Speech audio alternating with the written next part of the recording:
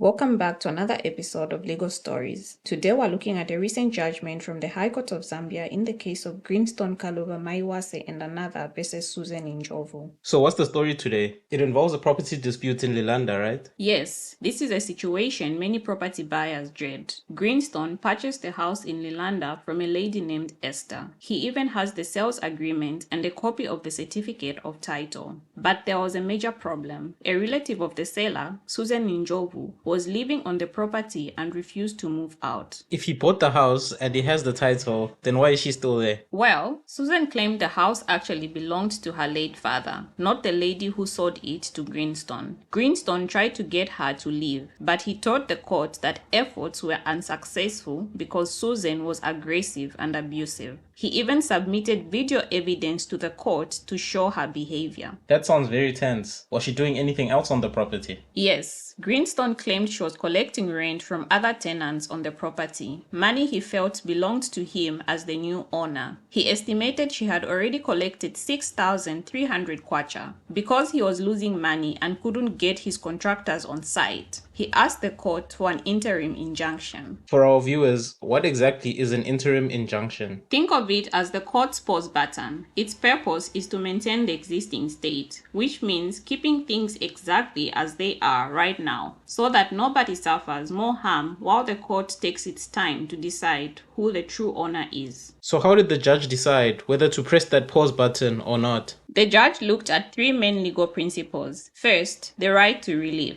The court needs to see if the buyer has a serious claim. Since he had the purchase documents, he passed this test. Second, irreparable injury. The court asks, if we don't act now, will the damage be something that money alone can't fix? Third, the balance of convenience. The judge weighs who will suffer more. If the court says no, Greenstone keeps losing money and can't use his house. If the court says yes, Susan just has to stop taking rent money that might not belong to her. And what was the final ruling? The judge ruled in favor of Greenstone. To protect everyone, the court ordered that an injunction be granted. Susan must stop collecting rent, and all money from those rentals must now be paid directly into the court for safekeeping until the full case is determined. That sounds like a very fair way to contain the damage while the truth comes out. What are our lessons for today? We can learn 4 very important things. Verify the occupants. Before you pay for a house, find out who is living there and if they have a competing claim. Evidence is key. Greenstone didn't just say she was aggressive. He provided video evidence and documents to support his story. The law can protect the existing state. If someone is interfering with your property rights while a case is ongoing, the court has the power to step in and stop them for the time being. Always seek legal advice. Property law in Zambia is complex, especially when it involves deceased estates and powers of attorney. Please, talk to a lawyer before buying land or houses. Definitely. It is better to be safe than to end up in a years-long court battle. Thank you for joining us on Legal Stories. Like and follow Legal Stories for more legal insights.